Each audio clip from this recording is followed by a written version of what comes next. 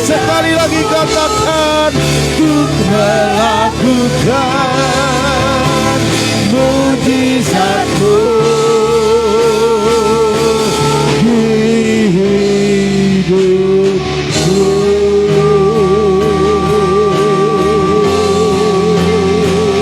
Haleluya.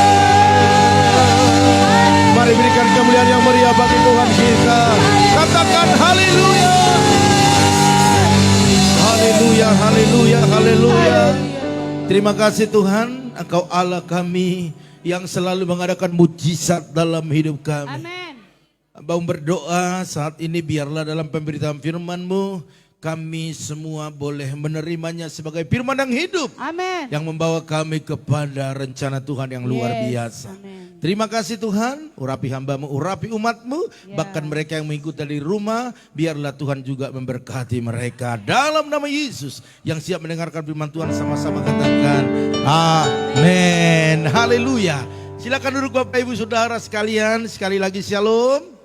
Iya, puji Tuhan Bapak Ibu Saudara sekalian, pada saat ini biarlah kita boleh dengan baik mendengarkan firman Tuhan. Seberapa kita yang hadir, kita harus mempersiapkan hidup kita sehingga hidup kita bukan lagi hidup yang biasa-biasa, tetapi menjadi hidup yang berkualitas. Katakan amin. Haleluya, haleluya. Ya, satu judul, perkataan yang menjadi berkat. Haleluya. Perkataan yang menjadi berkat. Haleluya. Siap Bapak Ibu? Iya, jadi kita harus buka hati. Sekalipun kita ditabrak. Iya kan, kalau firman yang nabrak kita silakan. Karena itu akan membuat kita langsung trauma, iya kan? Kalau sudah ditabrak itu trauma, iya kan? Langsung tidak mengulanginya lagi. Haleluya. Bapak Ibu Saudara sekalian, coba kita lihat firman Tuhan. Next. Dalam Yakobus 1 ayat 26 dikatakan demikian, jikalau ada seorang menganggap dirinya beribadah, tetapi tidak mengekang lidahnya, ia menipu dirinya sendiri, maka sia-sialah ibadahnya. Haleluya. Bapak Ibu Saudara sekalian, kita ini beribadah. Yang setuju katakan amin. Iya. Saya tahu Bapak Ibu sudah meninggalkan aktivitas yang biasa Bapak Ibu lakukan. Bapak Ibu datang ke tempat ini mengeluarkan bensin, solar, pertamax, ataupun mengeluarkan tenaga untuk jalan kaki. Saya berdoa tidak ada yang sia-sia. Amin. Haleluya. Karena Tuhan akan memberkati Bapak Ibu Saudara sekalian. Tetapi ada hal yang membuat ibadah itu sia-sia dan tidak ada arti kalau kita tidak mengikuti apa yang disampaikan oleh Tuhan sendiri. Makanya Yakobus berkata dalam Yakobus 1 ayat 26, jikalau ada seorang menganggap dirinya beribadah tetapi tidak mengekang lidahnya, ia menipu diri sendiri dan dikatakan sia-sia ibadahnya. Makanya terkadang ada orang berkata seperti ini, kayaknya dia sia-sia datang beribadah karena hidupnya tidak menjadi berkat. Karena hidupnya sama dengan orang dunia, sama orang yang di luar sana. Tetapi hidup kita akan berbeda dari yang sebelumnya. Waktu kita beribadah membawa hidup kita kepada Tuhan, memanfaatkan waktu yang ada, menyerap semua apa yang berlaku dalam ibadah itu. Baik dalam pujian, baik dalam penyembahan, baik dalam firman Tuhan. Sehingga kita bukan lagi menjadi orang bebal yang tidak bisa berubah. Bapak Ibu Saudara sekalian, mari. Tuhan rindu ibadah kita, ibadah yang berkenan di hadapannya. Ya, jadi ini sederhana sebenarnya firman Tuhan. Kita dengar, lakukan, maka Bapak Ibu akan mengalami pemulihan. Mengalami berkat-berkat Tuhan. Saya rindu suami-suami, istri yang berselisih hari ini, atau hubungannya dengan anak, dengan mertua kurang baik, pulang dari tempat ini semua berdamai. Maka sia-sia ibadah kita tidak akan sia-sia. Tetapi ibadah kita, ibadah yang berkenan di hadapan Tuhan. Apa saja yang diperbuatnya, Tuhan buat berhasil dan beruntung. Bapak Ibu Saudara sekalian, mari buka hatimu, dengarkan ini dengan baik, lakukan pulang dari tempat ini, maka Bapak Ibu akan mengalami hal-hal yang dahsyat dan luar biasa. Next. Oke Bapak Ibu, di sekeliling kita ada begitu banyak orang yang menjadi korban perkataan.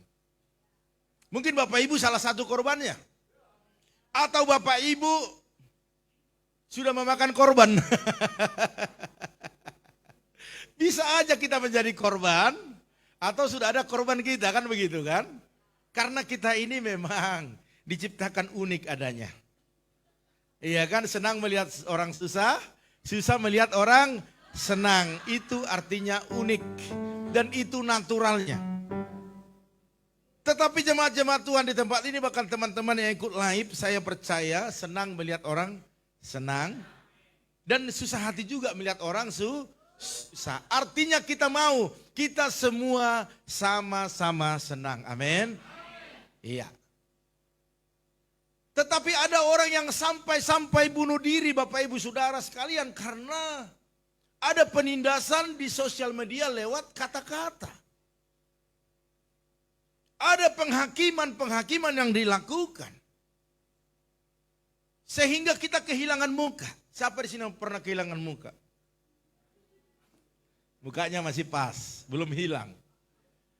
Artinya ada rasa malu karena perbuatan orang lain. Mengata-ngatain jelek lah, membongkar aib lah. Itu semua sedang membuat kita menjadi malu. Mukanya sih nggak hilang, tapi malu. Bahkan ada orang sampai bunuh diri karena tidak kuat melihat orang lain lagi. Rasa malu. Mungkin pernah selingkuh. Mungkin pernah melakukan kejahatan yang lain. Atau yang lain dan yang lain. Itu bisa dibongkar, dibuka, ataupun disebarkan. Itu membuat orang menjadi malu. Malu. Hari ini Bapak Ibu Saudara sekalian, tugas kita bukan mempermalukan. Haleluya. Mungkin selama ini kita masih suka bongkar-bongkar gitu loh.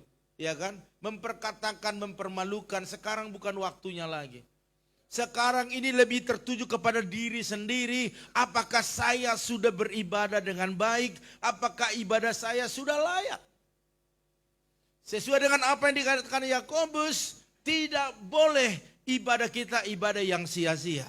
Tetapi setiap jam-jam ibadah kita, jam-jam ibadah yang diberkati Tuhan. Amin. Haleluya. Dikatakan tadi kita harus bisa kekang lidah kita. Berita bohong yang disebarkan untuk sebenarnya membuat keributan. Kalau memang kerinduan kita untuk membuat semua aman, nyaman, tenang, maka sekalipun kita tahu kekurangan orang lain, kita tahu kejelekan orang lain, itu kita simpan rapat-rapat. Tetapi karena ada pola pikir kita untuk membuat kekacauan, keributan, maka kita perkatakan. Segini kita lihat, kita katakan segini. Secuil yang kita tahu, tetapi yang kita perkatakan segudang. Bagaimana biar terjadi keributan. Anak-anak Tuhan pulang dari tempat ini. Bahkan Bapak Ibu ke depan yang melihat YouTube kita nantinya. Siapapun kita, mari. Kita cepat beralih, waktunya sudah sangat singkat Bapak Ibu Saudara sekalian. Tidak ada waktu yang lama lagi. Sebentar-bentar kita dengar sudah kabar innalillahi wa inna rojiun. Sebentar-sebentar udah rip. Orang Batak masih enak ngomongnya dison maradian. Artinya di sini berhenti, sudah mati. Sebentar-sebentar. Jadi nggak ada waktu kesempatan. Kemarin kita dengar ekonomi semakin merosot. Cari uang itu sekarang sulit. Tantangan terlalu banyak, saingan terlalu banyak. Kalau tidak beribadah lagi dengan sungguh-sungguh, dari mana datang pertolongan? Sebab pertolongan setiap orang percaya datangnya daripada Tuhan. Bagaimana Tuhan menolong kita, berarti kita harus beribadah dengan sungguh-sungguh. Haleluya. Sekali lagi berikan kemuliaan bagi Tuhan kita. Haleluya. Next, lanjut. Kita mau belajar, ini cuma 3 poin. Apa yang perlu kita lakukan agar kata-kata kita merupakan kata-kata yang penuh berkat? Karena tidak jarang Bapak Ibu Saudara sekalian sering terjadi. Anak-anak kutuki orang tua juga kutuki anak-anak. Menantu, mertua, gembala, jemaat, sesama pelayan Tuhan. Sering ada kata-kata yang bukan kata-kata yang membangun, mendorong, menyemangati. Tetapi menjatuhkan, merendahkan. Sementara kita ini di hadapan Tuhan sama Bapak Ibu. Saya mau katakan gembala dengan jemaat itu tidak ada bedanya.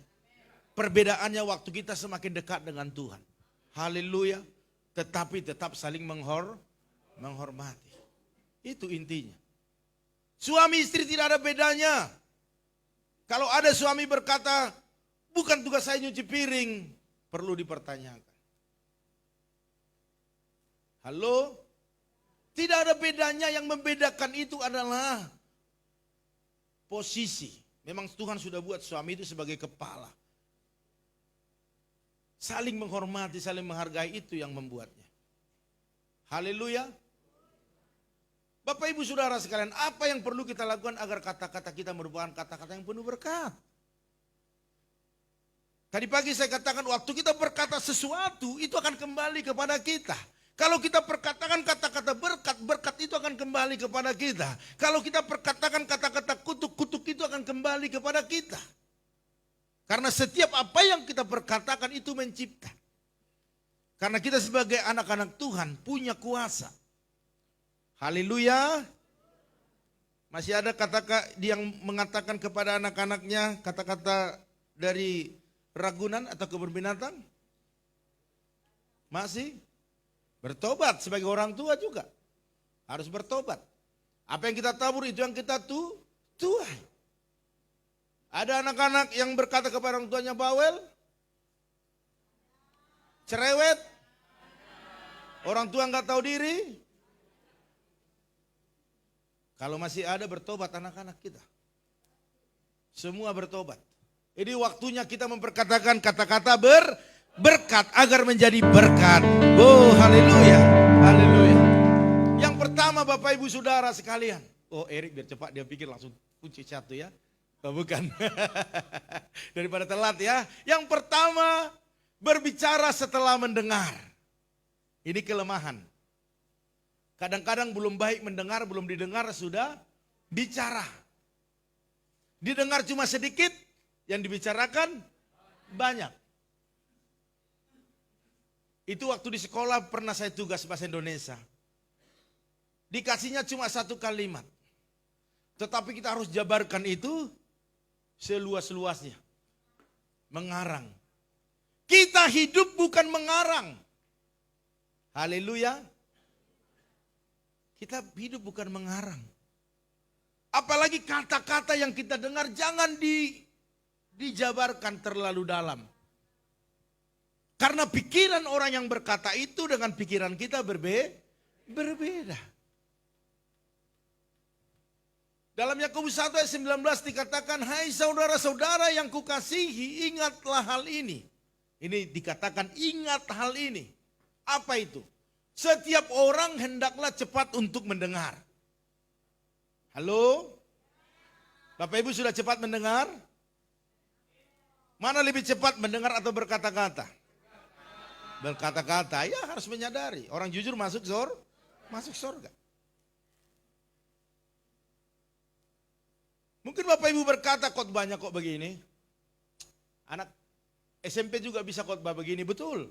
Tetapi untuk melakukan memang sulit. Dan ini harus berulang-ulang disampaikan agar kita menjadi orang yang berbeda ke depannya. Karena Bapak Ibu yang lagi anak-anak, sekarang masih anak muda, nantinya sudah menjadi orang tua. Yang orang tua hari ini besok sudah menjadi engkong-engkong, cim-cim. Jadi semua ada rotasinya. Haleluya. Jadi ini firman buat semua. Setiap orang hendaklah cepat untuk mendengar. Pasang telinga. Makanya waktu firman disampaikan, mari siapkan dirimu. Kalau nggak disuruh buka ayat di handphone, diam dulu. Paling Pak Hari karena foto-foto enggak apa-apa. Iya kan? Apalagi tidur jangan. Makanya saya katakan kalau ada yang tidur di sampingmu colek. Kalau nggak kau colek kau berdosa. Oke? Coba lihat kiri kanan, ada yang tidur? Colek. Kalau nggak kau berdosa. Upah dosa adalah maut. Maut itu kematian. Mau mati? Mau kedapat maut? Bangunkan yang tidur. Ada yang ngobrol-ngobrol, colek dia, jangan ngobrol. Gue terganggu. Haleluya. Agar apa? Agar kita dengar dengan baik pesan-pesan Tuhan. Dan kita waktu mendengarkannya bisa berbicara. Karena lewat dari sini Bapak Ibu diutus oleh Tuhan ke komunitasmu. Mana komunitasmu? Rumah tangga? Iya. Engkau diutus untuk rumah tanggamu. Dalam pekerjaan bisnismu engkau diutus ke sana untuk memperkatakan ini sebenarnya. Sehingga siapapun yang bertemu dengan kita diberkati Tuhan, berikan kemuliaan bagi Tuhan. Amin. Haleluya. Bapak Ibu Saudara sekalian, mari. Dikatakan cepat mendengar, lambat untuk berkata-kata. Dan juga lambat untuk marah. Saya mau tanya, Bapak Ibu lebih cepat marahnya atau mendengar? Belum berbicara sudah marah dulu. Dari sorotan matanya sudah ketahuan dia marah. Pertama matanya dulu melotot. Suaminya baru pulang. Masa segini katanya gitu. Masa segini gitu ya. Bapak Ibu Saudara sekalian, mari. Kalau kita mendengar dengan baik, kita akan bisa berkata-kata dengan baik. Bahkan emosi kita bisa kita redam. Semua punya emosi. Ibu-ibu, saya mau katakan suamimu pasti punya emosi. Kalau enggak emosi enggak normal. Haleluya. Suami-suami, istrimu juga punya emosi. Kalau dia tidak emosi tidak normal. Tetapi yang membedakan waktu kita mendengarkan baik firman Tuhan, kita cerna sehingga emosi itu ditekan. Artinya lebih sabar. Tapi sabar ada batasnya Pak. Iya betul. Antara Indonesia dan Singapura juga ada batasnya. Ada batasnya, iya. Sampai kapan? Sampai orang-orang di sekitar kita mengalami pemulihan. Mengalami pertobatan. Haleluya. Gembala sabar enggak sabar. Sabar tetap. Menantikan. Domba-dombanya semua kenyang-kenyang. Amin. Sabar menunggu. Waktu kenyang. Apa yang terjadi? Gembalanya juga dikenyangkan. Haleluya. Jadi antara domba dan gembala sama-sama kenyang. Karena waktu dombanya tidak kenyang, gembala juga pasti terus cari rumput yang hijau. Tetap menuntunnya. Tetapi kalau suka berontak bagaimana Pak Gem? Tetap dituntun. Haleluya. Mari, yang pertama berbicara setelah mendengar. Jangan ada belum dengar apa-apa langsung ngamuk-ngamuk, langsung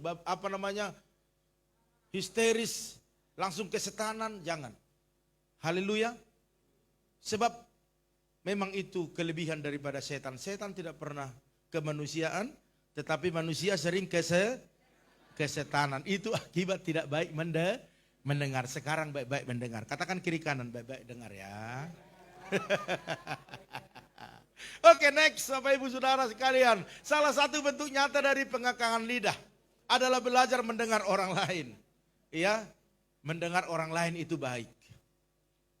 Tetapi jangan salah, kita juga harus izinkan orang lain juga bicara. Jangan hanya kita bicara, orang lain mendengar, atau kita hanya mendengar, orang lain bicara. Harus ada timbal baliknya. Karena tadi pagi saya katakan, waktu saya mendengarkan seorang bapak bicara panjang lebar, akhirnya saya 5 watt. Iya kan, 5 watt akhirnya begini. Pertama-tama serius, tapi lama-kelamaan jadi 5 watt. Apalagi nggak jalan kopi luwak, itu udah pastilah. Udah pasti. Itu 5 wattnya itu memang aduh ya. Ya, jadi mari Bapak Ibu ya kita kekang lidah kita. Karena itu akan membuat kita bisa dengan baik mendengar. Ya, berkata-kata dengan benar. Menahan emosi lebih lagi. Ya, haleluya. Iya. Biasakan diri kita, sebab ini adalah belajar. Belajar itu terus, tidak ada habis-habisnya. Amin. Berpikir dulu sebelum berkata-kata. Nanti penyesalannya terlalu lama. Jadi berpikir dulu, benar enggak ya? Benar enggak ya? Benar enggak ya? Aku tanya langsung ke orangnya. Itu lebih baik. Daripada baru dengar sedikit, kamu diomongin loh. Masa? Waduh, dia juga ngomongin gua. Wah, itu udah pasti tuh. Terbongkar rahasia semua. Ya, jadi dengar dulu dengan baik. Oh ya, gitu. Ya udah kita doakan. Tapi dalam hati panas sebenarnya. Ya udah kita doakan. Gitu. Gitu ya. Oke, next, Bapak Ibu. Yang kedua, berbicara tanpa emosi. Ini nih. Apa di sini yang berbicara sering emosi? Ya itu dia. Itu dia si jali-jali. Iya, berbicara tanpa emosi sulit Bapak Ibu Saudara sekalian. Apalagi setoran-setoran kurang. Kebutuhan banyak. Mau bayar ini, mau bayar itu. Aduh. Iya, itu kelemahan. Mari Bapak Ibu kita terus belajar ya. Dikatakan firman Tuhan dan juga lambat untuk marah. Sebab amarah manusia tidak mengerjakan kebenaran di hadapan Allah. Mari hari ini biarlah kita berbicara tanpa emosi. Amin. Senyum saja, senyum dulu. Maka saya bilang Pak Nugroho dengan Bu Esther itu beda. Pak Nugroho senyum dulu baru bicara. Kalau Bu Esther melotot dulu baru bicara. Iya kan? Seperti itu, berbeda mereka berdua. Tetapi memang Tuhan persatukan ya. Karena pernikahan itu tidak sama. Ya, tetapi iya gitu dia ya. Haleluya. Bapak Ibu Saudara sekalian berbicara tanpa emosi. Tapi Pak Gembala sering emosi, ya emosi itu juga bisa. Tetapi harus terkontrol. Harus dikontrol, kalau enggak lama-lama kita sakit. Lama-lama kita akan menjadi orang pemarah. Jadi berbicara tanpa emosi memang sulit. Tetapi pasti bisa. Amin. Banyak-banyak senyum. Sekalipun di sini memang udah meluap-luap tapi senyum. Ya. Ibu Risma saya lihat tidak pernah marah sama Pak itu kalau ngomongnya, senyum dulu baru ngomong sama Pak Citompul ya. Sehingga mengalirlah berkatnya terus. Ya, setoran lancar, iya kan? Haleluya, next. Emosi seringkali membuat kita tidak bisa berpikir dengan jernih. Yang setuju katakan amin. Ya, jadi jelas emosi itu sebenarnya merugikan diri kita sendiri. Ya. Kenapa suami-suami kurus, suami istrinya gemuk-gemuk? Itu bisa juga karena jangan bilang tertekan batin. Ya, tapi bisa juga. Ya. Tidak bisa berpikir dengan jernih kalau sudah emosi terlalu tinggi. Karena pikiran yang jernih akan ketutup dengan emosi itu sendiri. Sebab kemarahan seringkali membuat kita salah dalam berkata-kata dan juga mengambil keputusan. Makanya nggak heran. Orang kalau lagi emosi, banyak keputusan-keputusan yang salah. Sehingga ada penyesalan di belakangnya. Hari ini Bapak Ibu, jangan ikuti emosi kita. Kalau emosi, firman Tuhan katakan udah, engkau lipat tangan, berdiam diri berdoa. Amin. Maka emosimu akan segera mereda dan pikiran-pikiran yang jernih ada di sini. Haleluya. Suami yang ada sekarang, istri yang ada sekarang, jangan pernah berpikir untuk menggantinya. Setuju katakan amin. Karena itu sudah pilihan kita. Tetapi saya nggak tahu Pak begini akhirnya. Sabar. Doakan. Haleluya. Maka engkau akan lihat perubahan itu. Dan engkau akan berkata, suamiku, istriku. Maka kita orang yang paling berbahagia. Bukan orang yang paling berbahaya. Jangan seperti si bolot. Saudara-saudara yang berbahaya katanya. Padahal berbahagia. Perkataan tidak terwujud sebenarnya. Tetapi sekali diucapkan perkataan itu bisa saja menusuk dan melukai hati.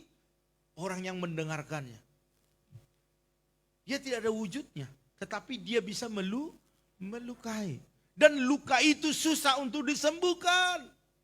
Makanya sebelum terucap kata-kata yang melukai, mari kita tenangkan dulu emosi kita. Sehingga kata-kata yang keluar itu kata-kata yang memberkati. Amin. Perhatikan. Harus berpikir dengan panjang. Kita itu sebagai anak-anak Tuhan, hamba-hamba Tuhan, pelayan-pelayan Tuhan. Berpikir panjang. Jangan asal keluar kata-kata itu. Sehingga ke depannya kita malu. Malu. Karena memang harimaumu itu mulut. Mari Bapak Ibu Saudara sekalian, belajar menguasai diri. Sehingga ibadah kita ibadah yang berkenan di hadapan Tuhan. Simpel saja Bapak Ibu. Hanya bisa mengekang lidah saja dikatakan ibadah kita menjadi ibadah yang sejati dan berkenan di hadapan Tuhan. Tetapi kalau tidak bisa mengekang itu, maka sia-sialah ibadah kita. Saya tidak mau Bapak Ibu sia-sia datang ke tempat ini. Udah cantik-cantik, make up-an, sisiran. Ke salon dulu sebelum beribadah. Iya kan, pria-pria pakai parfum yang tidak biasa pakai parfum beribadah. Sia-sia, karena apa? Karena hanya satu itu yang Yakobus katakan tidak bisa mengekang lidah. Karena dari situlah sumber kejahatan. Luka-luka termasuk dibuat oleh lidah itu. Ibu Stephen tidak akan terluka kepada saya selalu begini-begini, saya begini, enggak. Iya kan? Saya enggak kasih dia sesuatu, dia enggak terluka. Tetapi waktu saya katakan, Ibu Stephen udah pendek, gendut, jelek lagi begitu, hidup lagi gitu. Pasti seumur hidup dia terluka atas saya. Iya kan? Untuk melepaskan itu harus didoakan jungkir balik di sini. Tetapi dia tidak terluka kalau dia lagi bungkus, Bu Stephen jangan bungkus. Dia tidak terluka, oh iya Pak Gem, ada yang belum dapat ya? Iya, enggak terluka. Iya kan, enggak kan? Biasa aja kan? Biasa aja. Iya kan, di palas saya berapa kali tegur, tapi dia senyum-senyum aja, enak-enak aja. Tapi waktu saya berkata, kata-kata yang enggak baik kepada dia akan terluka. Dia akan benci ke saya, ke istri saya, ke anak-anak saya. Bahkan untuk datang ke tempat ini juga dia, oh enggak emang di situ ruang gereja pasti begitu. No, natural manusia. Itu kata-kata lidah itu sangat luar biasa. Makanya Yakobus katakan tidak bisa ngekang lidah, ibadah kita sia-sia. Tetapi waktu kita bisa ngekang itu lidah, maka kita akan menjadi berkat. Berikan kemuliaan bagi Tuhan kita. Haleluya. Ya, pulang dari sini, saya akan mendengar dari saudara-saudara, dari keluarga, bahkan dari orang-orang terdekat Bapak Ibu, bahwa jemaat pipa semua menjadi berkat. Amin. Haleluya. Kalau kita tahu sakit, kita doakan, puji Tuhan, sembuh ya Ci, kok udah gitu aja. Dia lagi lemah, maju terus. Hanya itu saja sebenarnya sudah jadi berkat. Next. Yang terakhir. Wah, terakhir ini mujizat terjadi pastinya. Haleluya. Berbicara dengan tuntunan firman. Kita butuh firman Bapak Ibu. Kita butuh firman. Firman Tuhan kita butuhkan untuk mengubah hidup kita. Kita tidak bisa berubah kalau hanya dengan nasihat-nasihat, peribahasa-peribahasa. Tidak bisa. Karena itu tidak berkuasa. Tetapi firman Tuhan itu sangat berkuasa mengubah kita. Yang setuju katakan amin. Firman Tuhanlah yang bisa mengubah Ibu Lim Ebe. Ya kan? Waktu kami ngobrol-ngobrol berbicara dia nggak berubah. Tetapi waktu firman Tuhan berkata kepada dia berubah. Haleluya. Dikatakan dalam Yakobus 1 ayat 21, sebab itu buanglah segala sesuatu yang kotor dan kejahatan yang begitu banyak itu. Dan terimalah dengan lembut firman yang tertanam di dalam hatimu. Yang berkuasa menyelamatkan jiwa. Bukan hanya tubuh saja tetapi jiwa juga diselamatkan oleh firman Tuhan. Makanya firman Tuhan ini sangat penting. Anak-anak muda, engkau menjalani masa mudamu, firman yang hidup ini akan menuntunmu kepada keberhasilan yang sesungguhnya. Dulu saya berdoa, Tuhan kok gak ada sarjana sih jemaat Tuhan yang saya layani. Itu kita doakan. Kita di kampung, wajar. Tamatannya ini. Kok gak ada sarjana Tuhan? Kok nggak ada sarjana yang datang ke sini jemaat? Tetapi beda cara Tuhan bekerja. Bukan yang datang jemaat yang sarjana-sarjana, tetapi Tuhan munculkan dari sini sarjana-sarjana. Amin. Haleluya. Beberapa tahun ke depan kita akan melihat anak-anak kita banyak yang sarjana semua. Haleluya. Ini doa kita. Kita berkata, Tuhan kirimkan raja-raja ke tempat ini. Memang ada raja-raja juga yang dikirim. Tetapi Tuhan munculkan raja-raja dari tempat ini. Amin. Sehingga kita sudah bergumul buat parkiran. Karena di tempat ini semua akan menjadi raja. Haleluya. Amin. Iya. Bisa mengimani Bapak Ibu jadi raja? Kalau raja guguk, dia berkata, ya saya sudah raja guguk dari dulu. Tetapi bukan itu yang kumaksud. Raja-raja itu adalah orang-orang hebat. Orang-orang yang diberkati. Orang-orang yang punya fasilitas. Bapak ibulah orangnya. Caranya bagaimana? Ini firman, hidupi. Buang semua kejahatan, buang semua pikiran kotor. Terima firman dengan lembut. Maka itu akan mengubah hidup kita. Haleluya. Dulu saya ingat waktu kita lagi jemaat mula-mula. Motor yang parkir di depan tidak ada yang punya plat. Yes. Kalaupun ada platnya mati. Kalau datang hujan seperti ini, itu di belakang ini pasti kecipratan semua. Pasti kotor semua. Ya. Jangan kata. Pak Pran juga alami dulu. Pak Endang alami dulu. Sekarang motor mereka sudah baru-baru. Haleluya. Sayanya yang kebalik. Mau kemana-mana gak ada motor. Haleluya. Tetapi saya bangga, bahagia. Kalau saya mau besuk tinggal telepon. Pak, ayo Pak besuk kebun. Siap Pak. Padahal saya butuh motornya sebenarnya, gonceng. Tapi butuh orangnya juga ya. Artinya Bapak Ibu, waktu Bapak Ibu punya fasilitas. Gembala itu tinggal menikmati. Haleluya. Amin. Oke, 17 Agustus mau beli siapa yang nganggur? Saya mau pakai. Oh, saya juga mau jalan-jalan Pak. Iya.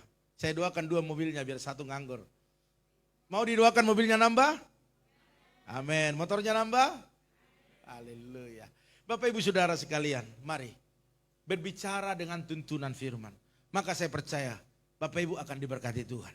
Bahkan anak cucumu akan menjadi perkasa. Amin. Haleluya. Bumi ini di bawah kekuasaan kita. Makanya dalam berbicara, berbicaralah hal-hal yang memberkati. Karena itu akan kembali kepada kita. Katakan amin. Haleluya. Tadi Pak Herianto Nababan datang dengan istrinya ibadah pagi. Bertambah semua. Anaknya nambah 2. Bukan hanya itu, tokonya jadi 3 dikali dress. Disatukan luas katanya. Rumahnya juga direnovasi. Bertambah semua. Mereka bersyukur. Bapak Ibu Saudara sekalian, saya juga melihat Bapak Ibu semakin bertambah-tambah. Iya kan? Pak Sianipar mobilnya sudah lunas. Mau nambah lagi ya Pak ya, kalau Tuhan berikan kan? Nambah lagi. Yang belum lunas berdoa biar lunas tanpa ada kendala. Amin. Haleluya. Mari Bapak Ibu Saudara sekalian, saya percaya jemaat-jemaat Pipa akan jemaat-jemaat yang diberkati. Karena saya melihat jemaat Pipa selalu setia. Saya salut kepada Bapak Ibu Saudara sekalian. Yang jauh-jauh, yang dalam keterbatasan tetap eksis di dalam melayani Tuhan. Begitu juga Tuhan tidak pernah melepaskan waktu-waktu yang indah bersama dengan Bapak Ibu Saudara sekalian. Amin. Haleluya. Mari. Saya hanya mendorong emosi Bapak Ibu Saudara sekalian agar tetap mempercayai bahwa dalam perkataan Bapak Ibu Saudara sekalian ada kuasa di dalamnya. Amin. Haleluya. Apapun masalah persoalan, datang kepada Tuhan. Haleluya. Luar biasa. Kemarin kami besuk ke rumah Bu Santi. Kalau di rumah kita Indomie paling 5, 6. Dia 6 dus per stok.